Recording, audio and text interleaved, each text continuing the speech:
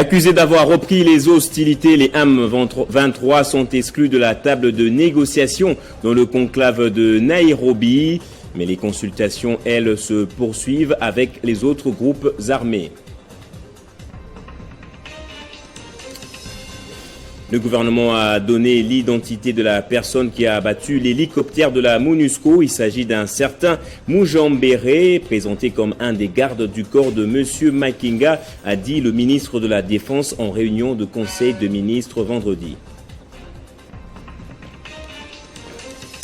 Et à la une aussi, le Premier ministre a entamé ce samedi les consultations avec les différentes représentations des communautés du Kasaï et du Grand Katanga. Pour cette première étape, Jean-Michel Samaloukonde a échangé avec les présidents des assemblées provinciales et les gouverneurs de province. Bienvenue à vous tous et merci d'être avec nous sur Télé 50 à la une de l'actualité. Ils sont accusés d'avoir repris les combats aux dépens du processus de paix entamé justement à Nairobi. Les M23 sont mis à la porte de négociations sur demande de la partie gouvernementale congolaise. Les consultations se sont poursuivies tout de même ce samedi après cette suspension avec les autres groupes armés. La facilitation kenyane a rassuré que d'autres belligérants basés en Ituri, au nord et au sud Kivu sont attendus dans la capitale kenyane ce week-end. Et à la une aussi, le Premier ministre a entamé ce samedi les consultations avec les couches sociales des espaces Grand Kasaï et Grand Katanga dans le cadre de la conférence interprovinciale initiée par le chef de l'État Félix Antoine Tshisekedi. Jean-Michel Samaloukonde a échangé en premier lieu avec les présidents des assemblées provinciales et de gouverneurs de province. Sur le perron de la résidence officielle du gouverneur du Haut-Katanga, le ministre national de l'Intérieur Daniel Asselo et le gouverneur Jacques Aboulakatoué accueillent le Premier ministre. Jean-Michel Samaloukonde entame la série d'échanges avec les espaces Grand Kasaï et Grand Katanga par les présidents des assemblées provinciales et les gouverneurs des provinces de ces deux entités. Objectif: promouvoir la paix sociale et le développement. Le chef du gouvernement central a donné à ses interlocuteurs des orientations à suivre quant à ceux. Les exécutifs provinciaux et les gouverneurs de ces deux espaces seront en effet chargés d'exécuter les résolutions qui sortiront de la conférence interprovinciale en cours à Lubumbashi, qu'a initié le président de la République, Félix Antoine Tshisekedi Tshilombo. Quant aux tensions intercommunautaires katangaises et kassayennes, c'est plus une question socio-économique, estime Daniel Asselo, ministre national de l'Intérieur. J'ai essayé de parcourir les quelques communes de la capitale du Haut-Katanga. Je n'ai pas rencontré, ou je n'ai pas encore rencontré, deux ressortissants du Kasaï et deux Katangais en train de se battre. Les gouverneurs, les assemblées provinciales, le gouvernement de la République, nous puissions nous mettre en tête qu'il y a cette situation socio-économique qui ne va pas à travers la République et plus particulièrement dans ces deux espaces ici, qui pose problème, et il suffit qu'on améliore cette situation socio-économique pour que les choses puissent changer. Pour rappel, le Premier ministre Jean-Michel Samaloukonde a ouvert depuis le vendredi 22 avril la conférence interprovinciale Espace Grand Kasaï et Grand Katanga à Lubumbashi pour renforcer le vivre ensemble et le développement dans ces deux régions congolaises. Et les enquêtes étaient en cours depuis bientôt plusieurs jours après le crash de l'hélicoptère de la MONUSCO survenu le 29 mars dernier. L'identité de la personne qui a abattu l'appareil a été rendue publique. Il s'agit d'un certain combattant Mujambere, un des gardes du corps rapproché de M. Makenga. On écoute le compte rendu du Conseil des ministres. Suite à la pression des FARDC, 20 otages ont été relâchés par les terroristes ADF-MTM le 19 avril dernier en territoire d'Irumu. Après interrogation, les rescapés ont fait état de l'épuisement de ces groupes terroristes et signalé que leur effectif actuel s'élève à plus ou moins 100 combattants, 40 femmes et une vingtaine d'enfants, et parmi eux quelques étrangers dont 2 Somaliens. Dans les secteurs opérationnels Soukola 2 Nord Kivu et Soukola 1 Grand Nord, l'alerte maximale des unités de ces secteurs reste de mise. Les opérations de patrouille, de combats et de liaisons ont été intensifiées sur tous les axes contre l'activisme des groupes armés.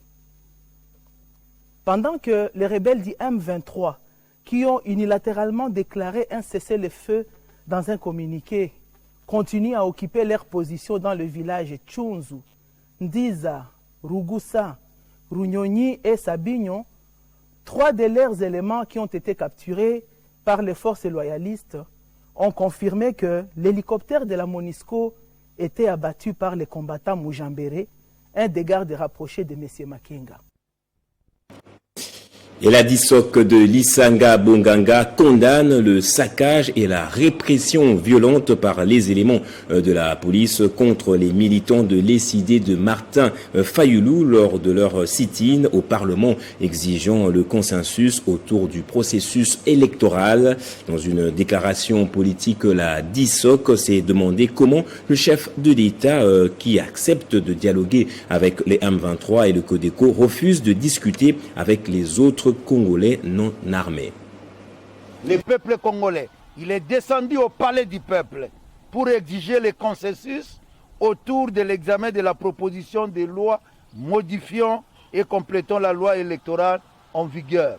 La DISOC condamne avec force la répression brutale et éhontée opérée par les éléments de la police nationale congolaise et des forces armées de la République démocratique du Congo qui ont tiré à balles réelles sur des manifestants pacifiques et saccagé sans pitié les sièges de l'ESID. La DISOC s'interroge.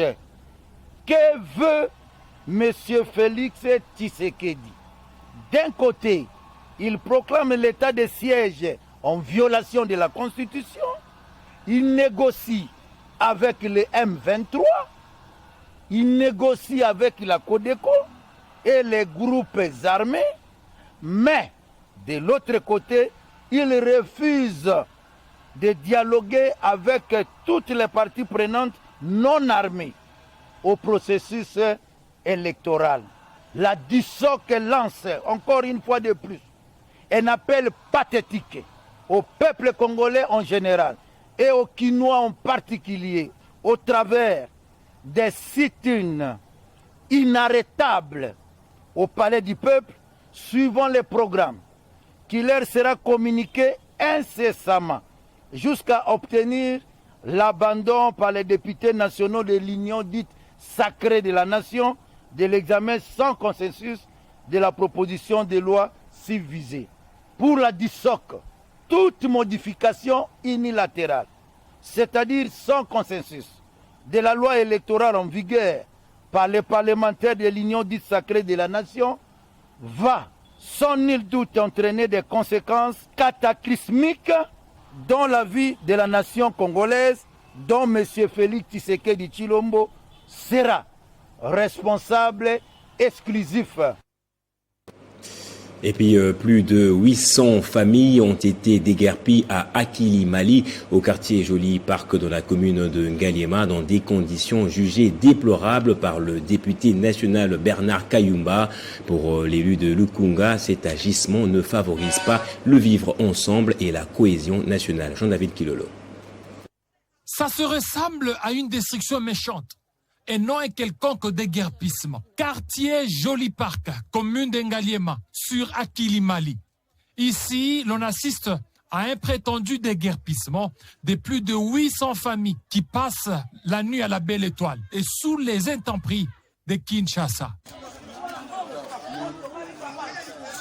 Ayant été saisi par ses électeurs de Lukunga, Bernard Kayumba, depuis les Grands Katanga où il séjourne pour une mission parlementaire, n'a pas voulu garder sa langue en poche pour dénoncer ces actes qu'il juge indignes.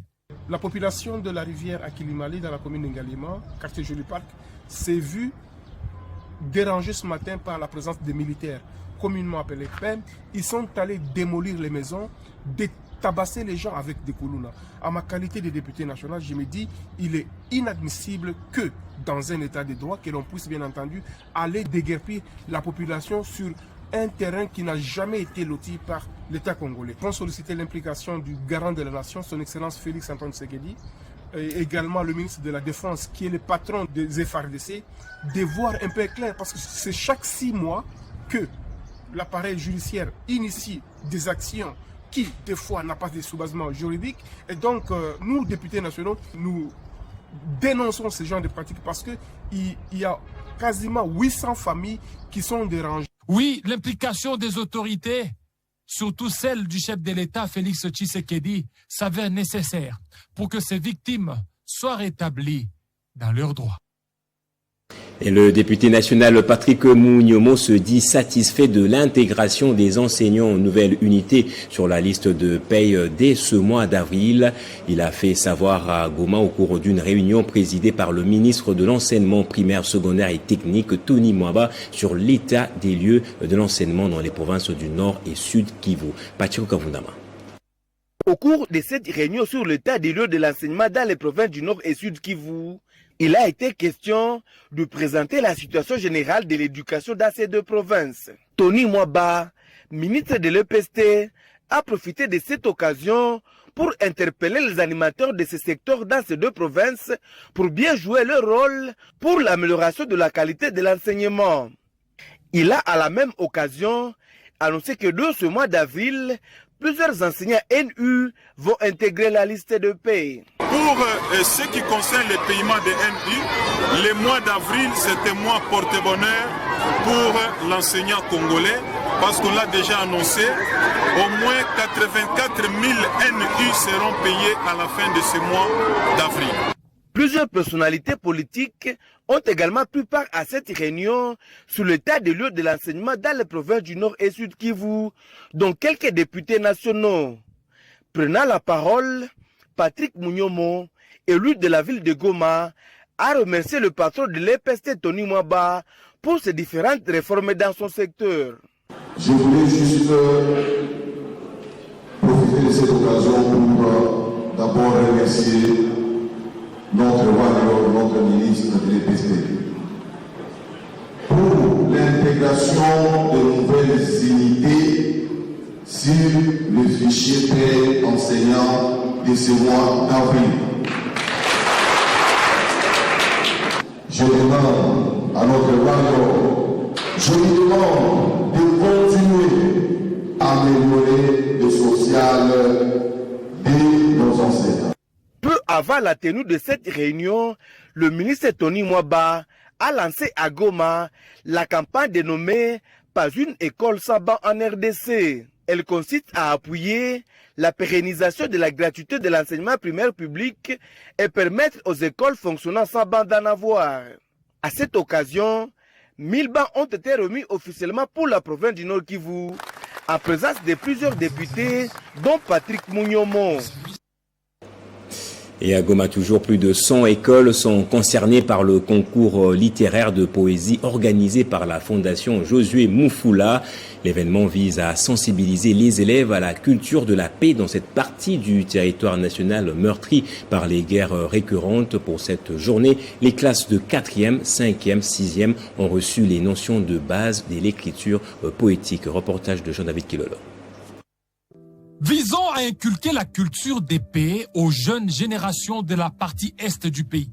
Après des guerres récurrentes, le concours littéraire de poésie organisé depuis 2 mois par la Fondation Josué Mufula poursuit son bonhomme des chemins sous la direction de Madame Clarisse Kalonge. En ce samedi 23 avril, un café littéraire à l'intention des élèves des 4e, 5e et 6e s'est tenu au collège Mwanga de Goma pour transmettre à tous les candidats des plus de 100 écoles de Goma, Niragongo, Rutshuru, Beni, Massissi et d'ailleurs les notions de base, les règles techniques de l'écriture poétique. Moi, j'ai été surprise de voir qu'il y a aussi une façon africaine d'écrire. Et c'est la manière la plus libre. Ça, bien sûr, ça va nous interpeller à écrire. Le poète Boukassa, le prof Zola et bien d'autres qui ont animé cette résidence littéraire nous en donnent ici la quintessence. Josué Mufula, il est natif de Goma. Il est originaire du Nord Kivu. Il était élève en 2e année CO à Litige. Qui pense à vous, la jeunesse? Qui organise un concours pour vous? Un concours peut-être qui peut décider de votre destin. Il a enseigné à l'UPN. Il est député national élu de la ville de Goma. C'est notre député national. Il a noté que la date prévue pour la remise des prix à tous les lauréats de ce concours, qui a pour thème les plumes pour la paix en RDC, sera pour le mardi 17 mai 2022 prochain. Et bonne chance à tous les élèves candidats poètes de la paix. Et dans les lois là-bas, Fifi Masuka Saini et son parti FIDEC ont procédé à la clôture du mois de la femme plutôt à Idiofa. Plusieurs femmes ont pris part à cette cérémonie où elles ont été appelées à œuvrer sur l'autonomisation selon la vision du chef de l'État.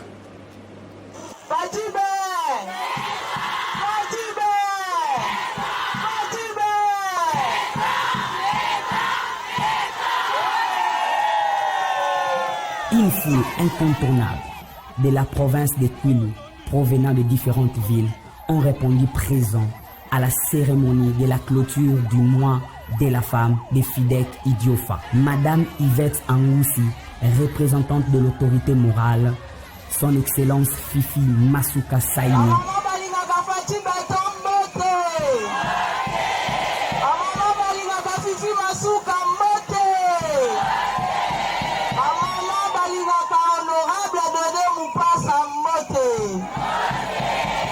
Nayaki bongo nakutana na bino bongo to clôturer o ezali mois de la femme. Mois de la femme ezali bongo mois oyo to revendikaka ba droit na biso, to renouvelaka ko revendiquer ba droit na biso. Tozo senga kaka parité, tozo senga égalité, tozo senga place na biso ya kibo mama. Toza na droit ya kozala na parlement, toza na droit ya kozala na gouvernement, toza na droit ya kozala ba mandataire na ba société publique.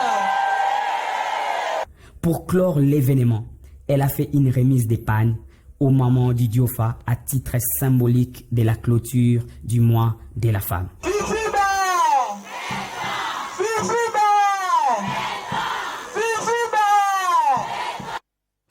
Et puis la firme Pionnier Group a annoncé apporter un financement au programme 1 milliard d'arbres à l'horizon 2023 du gouvernement congolais. Une séance de travail a été organisée ce vendredi à la direction générale du Fonds forestier national.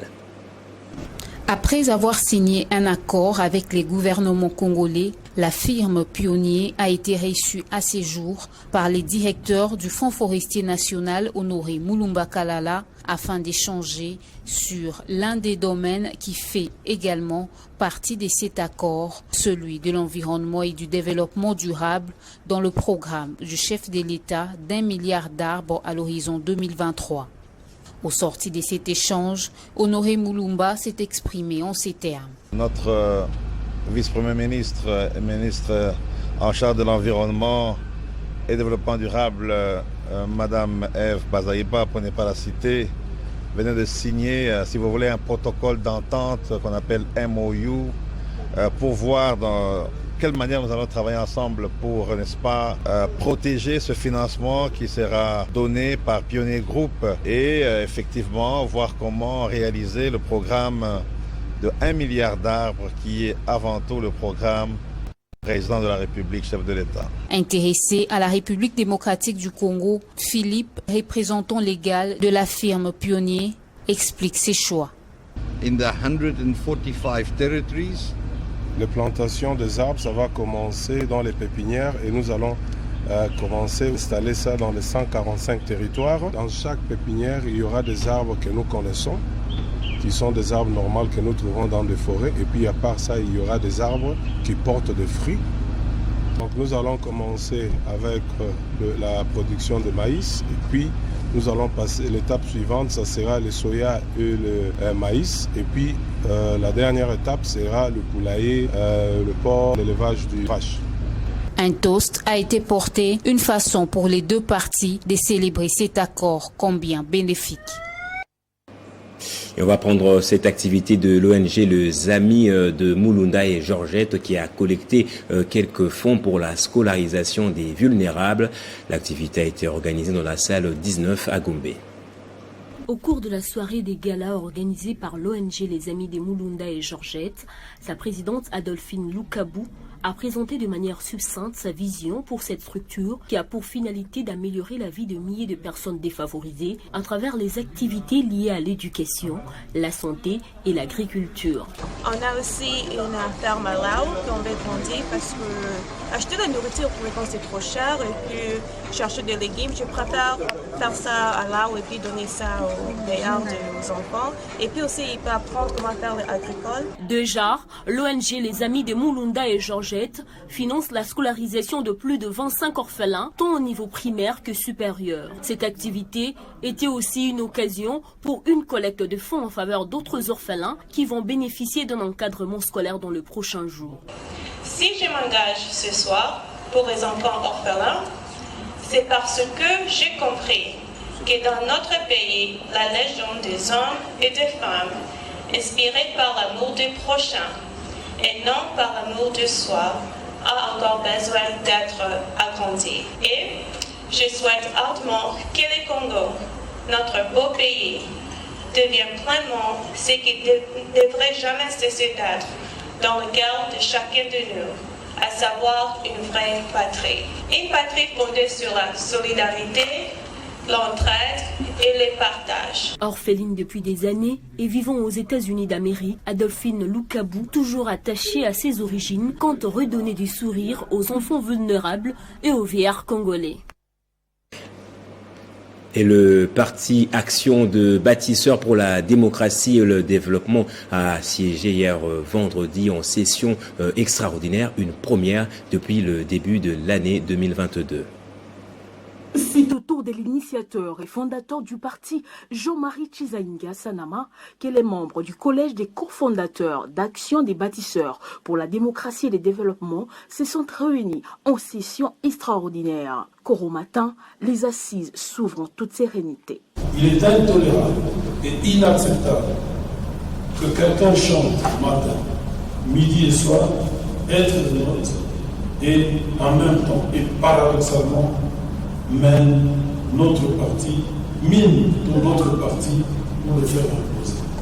Eu égard à ce qui précède, il m'a paru impérieux de convoquer cette session du collège des fondateurs pour cogiter ensemble autour de certains problèmes qui touchent à l'intérêt du parti et lever ainsi sans complaisance ni détour des grandes options déterminantes pour la survie, l'avenir et le devenir de notre parti. Après examen, le collège d'ABD a voté pour l'exclusion de certains membres qui ont brillé par leur absence sous plusieurs prétextes. Article 3. On perdit la qualité de membre de l'ABD et par conséquent du collège des fondateurs pour adhésion à d'autres partis politiques. Et 6. La présente décision entre en vigueur à la date de sa signature. Ainsi fait, le parti Action des bâtisseurs pour la démocratie et le développement assainit son milieu pour un meilleur rendement de son travail. Et puis, levons-nous et bâtissons un nouveau parti politique qui va naître sur la scène politique congolaise avec comme président Alain Boulojoa. Le BAT relève plusieurs promesses non tenues par le gouvernement et demande à ce même gouvernement de respecter ses engagements pour améliorer le social de la population. De la sortie officielle du parti politique Lèvons-nous et bâtissons, les BAT en sigle, Parti républicain de Alain Boulojoa. Une conférence de presse a été organisée avec comme thème justice, paix, travail à l'épreuve de la mauvaise gouvernance. Cette conférence a connu 3 orateurs qui ont tour à tour exploité différents sous-thèmes devant plusieurs médias.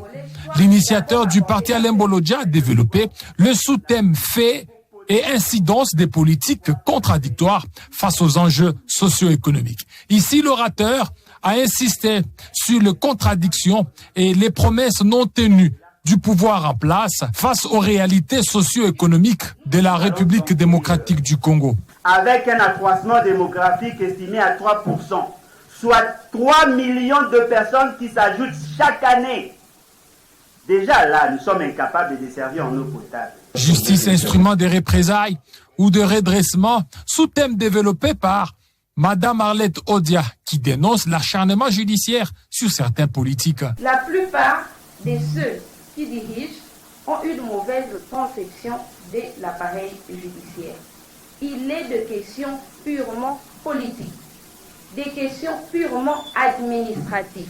Et M. Samson Makumbe a développé l'impératif de la normalisation comportementale, gage de la stabilité sociale. C'est par de telles activités et thématiques, des réflexions et débats que se soumet les BAT pour une élite congolaise responsable.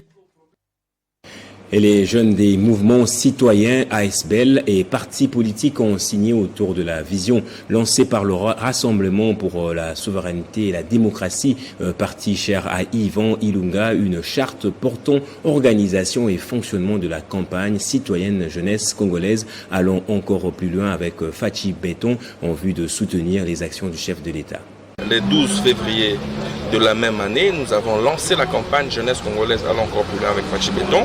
Et donc nous avions invité les jeunes de tous bords politiques, de tout clivage, parce que nous avons pensé que cette campagne était incolore. Et donc nous avons lancé la campagne aux jeunes Congolais qui sont aujourd'hui présidents des partis politiques, présidents des mouvements citoyens, président des ASBL et mouvements associatifs. Et donc la journée d'aujourd'hui était consacrée à la signature de la charte pour, n'est-ce pas, formaliser l'adhésion de la jeunesse à cette vision. Parce qu'il était quand même important que la vision soit expliquée. Au regard de l'analyse sémantique de notre campagne, vous aurez tout de suite l'impression que le fond est peut-être jaléliste, comme certains peuvent nous le traiter, mais il était important que nous puissions présenter la charte qui résume la vision. Vous savez, nous n'avons que ce pays. Le pays de Lumumba, le pays de Mosé Laurent Désiré Kabila, de Kimbangu et de Kimpavita, mérite bien qu'il y ait, n'est-ce pas, la restauration du climat de confiance entre le gouvernant et les gouvernés. Pourquoi? Parce que depuis un certain temps, il s'est établi dans notre pays la politique de la division gouvernant-gouverné. Et plus particulièrement les jeunes. Pour la simple et bonne raison que lorsque c'est des marches, des revendications, ce sont les jeunes qui sont utilisés. Mais lorsque la police tire, on tire sur les jeunes. Pourquoi? Parce qu'il y a eu carence, sinon cassure, entre le gouvernant et le gouverné. Voilà pourquoi nous avons pensé qu'il était temps que nous puissions mettre fin à ces fléaux qui a longuement gangréné les climats entre le gouvernant et le gouverné. Voilà pourquoi nous avons initié cette campagne. Et pour terminer, à l'occasion de la deuxième année de la disparition de Monseigneur Gérard Mulumba Kalemba, évêque émérite du diocèse de Mouika, une messe d'action de grâce a été célébrée le vendredi en la paroisse Sainte-Anne à Kinshasa, Gombe, à l'initiative de la maison civile du chef de l'État, Fabien Lumbala. Le célébrant a à cette occasion vanté les qualités de l'illustre disparu, un homme qui était sensible au malheur des autres. Le chef de la maison civile du chef de l'État, Bruno Miteyo, a souligné l'importance de pérenniser les valeurs prônées par son prédécesseur pour les générations futures. Le président du Sénat, Modeste Batiloukwebo, présent à cette célébration eucharistique, a réceptionné le cadeau du chef de l'État lui remis par le célébrant du jour comme étant l'un de ceux qui ont bénéficié de l'encadrement de feu Monseigneur Gérard Mulumba Kalemba. Docteur Bruno Miteyo a exhorté le président du Sénat à continuer le soutien qu'il apporte au chef de l'État, Félix Antoine Tshisekedi, dans sa lourde et exaltante mission de conduire la RDC vers sa destinée. Honorable président du Sénat, je sais que vous êtes un chrétien catholique fervent. Nous admirons véritablement votre foi, votre façon de vivre. Nous vous exhortons et nous vous demandons de soutenir notre président de la République et chef de l'État, Félix Antoine Tshisekedi Tshilombo, dans ses lourdes charges en cette période que nous vivons ici. Vous avez reçu de manière symbolique quelques cadeaux et vous avez donc la responsabilité de remettre au chef de l'État. Pour rappel, Monseigneur Gérard Moulumba Kalemba, oncle paternel du président de la République, avait dirigé pendant plusieurs années les diocèses de Mouéka dans le Grand Kasaï. C'était pendant sa retraite qu'il était nommé par le chef de l'État à la tête de la maison civile. Place au rappel des titres à présent. Accusés d'avoir repris les hostilités, les M23 sont exclus de la table de négociation dans le conclave de Nairobi.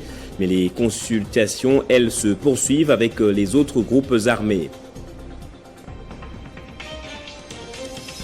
Et le gouvernement a donné l'identité de la personne qui a abattu l'hélicoptère de la MONUSCO. Il s'agit d'un certain Moujambéré, présenté comme un des gardes du corps de M. Makenga, a dit le ministre de la Défense en réunion de Conseil des ministres. Le Premier ministre a entamé ce samedi les consultations avec les différentes représentations des communautés du Kasaï et du Grand Katanga. Pour cette première étape, Jean-Michel Samaloukonde a échangé avec les présidents des assemblées provinciales et les gouverneurs de province. C'est par ici que prend fin ce journal. Merci infiniment de l'avoir suivi.